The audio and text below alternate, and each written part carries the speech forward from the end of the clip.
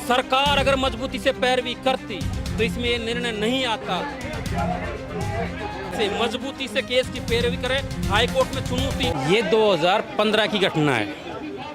दलित समाज की ज़मीन थी, दलित समाज के व्यक्ति ने 1500 रुपये में उसको गिरवी रख दी, ठीक है।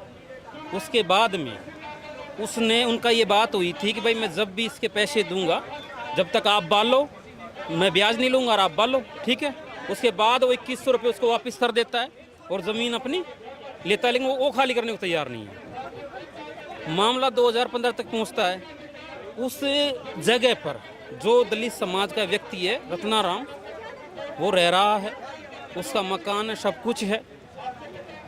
फिर वहाँ से दूसरा पक्ष है जो आरोपी पक्ष है, जो जाट समाज से है, वो पंचायतें करते हैं। अब पंचायतों में आप सभी को पता है, पंचायतों में शोषित पीड़ित दलितों को हमेशा दबाया जाता है।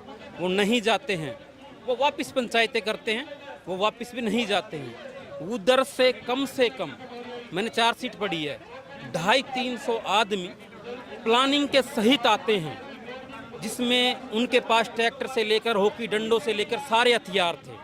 वो 250-300 आदमी दलित मेघवालों के ऊपर ट्रैक्टर चढ़ाते हैं, अंधाधुंध वार करते हैं, अत्याचार करते हैं और उनको बुरी तरह से मारते पीटते ब्रूटली।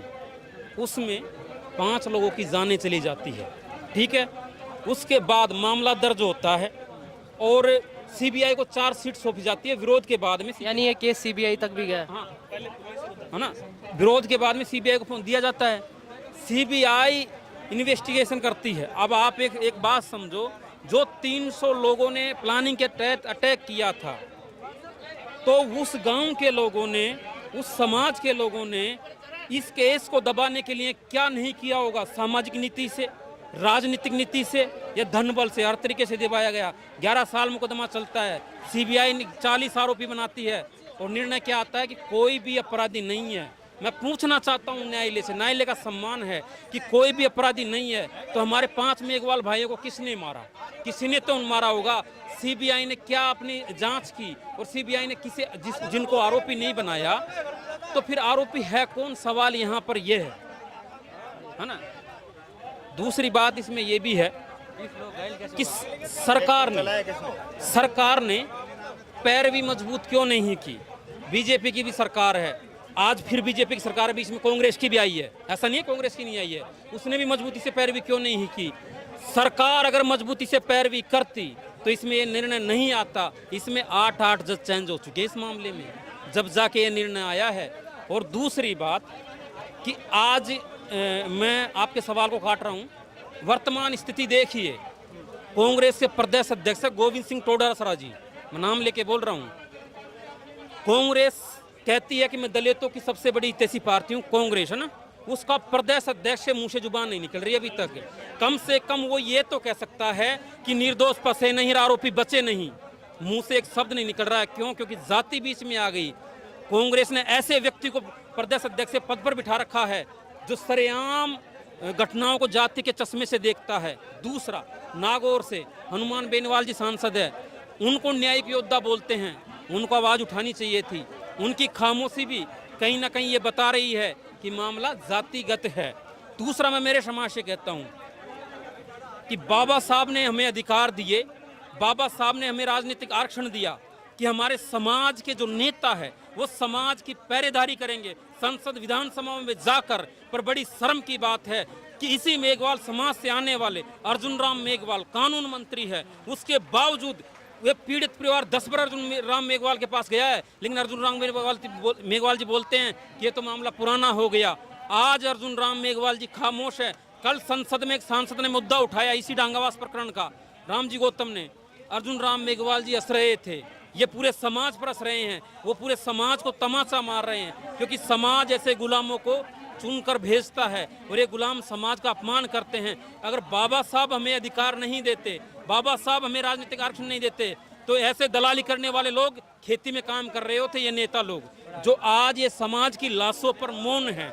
दूसरा, मैं एक चीज़ पूछना चाहता हूँ, 11 साल से ये केस चल रहा है, 11 साल से वो जेल में है, तो अब कैसे बाहर आ गए? कुछ आप इस पे कुछ 19 में पकड़ा हुआ था। जो 11 साल तक मुकदमा चला है उसमें कई जज चेंज भी हुए हैं, और मैं क्या बोल रहा हूँ, इसमें सामाजिक से लेकर राजनीतिक से धर्म हर तरीके का दबाव था, तब जाकर यह फैसला आया है।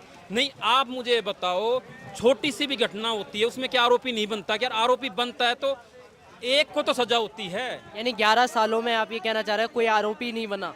मतलब ये सुप्रीम कोर्ट पर सवाल, ये न्यायालय पर सवाल खड़ा करता है कि न्यायालय ने 40 के 40 आरोपी ढांगावास प्रकरण नरसंहार में बरी कर दिए। सोचिए, 5 लोगों की हत्याएं इस देश में।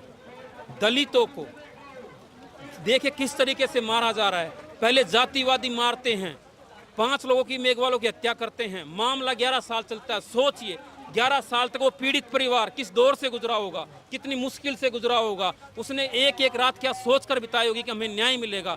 उस पीड़ित परिवार को न्यायालय से अन्याय मिलता है। मतलब दलितों को 2 बार मारा जाता है, एक बार तो जातिवादी मारता है, वो एक बार इस देश का सिस्टम, न्यायालय, कोर्ट, कानून सब मारते हैं। जी, आपकी क्या मांग है अब सरकार से? नहीं, हमारी मांग है सरकार से मजबूती से केस की पैरवी करे, हाई कोर्ट में चुनौती दे और आरोपियों को सजा होनी चाहिए।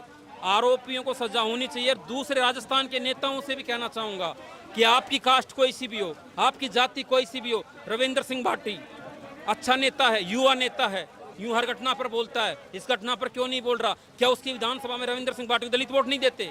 देते हैं। दलितों के बिना इस देश में कोई भी नेता, विधायक, सांसद नहीं बन सकता। हर विधानसभा में उनका प्रभाव है। उसके बावजूद क्या सिर्फ दलितों की जिम्मेदारी है दलितों के साथ हुए जुल्म पर आवाज उठाना? अरे इंसानियत, मानवता तो तब थी, तब सभी समाज के लोग यहाँ आकर न्याय की आवाज उठाते। दूसरा बात, एक बात और मैं अपनी तरफ से कहना चाहता हूँ, इस दलितों को संदेश है। सोचिए, आज इस देश में संविधान लागू है, इस देश में थोड़ा दलित जागरूक भी है, उसके बावजूद 5 मेघवालों की हत्या की जाती है ऐसी समुदाय की। 11 साल बाद में निर्णय आता है कि कोई भी आरोपी नहीं, सबको बरी कर दिया जाता है। तो सोचो आज़ादी के पहले उनके साथ क्या होता होगा। तो दलित समाज से अपील है कि एकता बनाए रखें।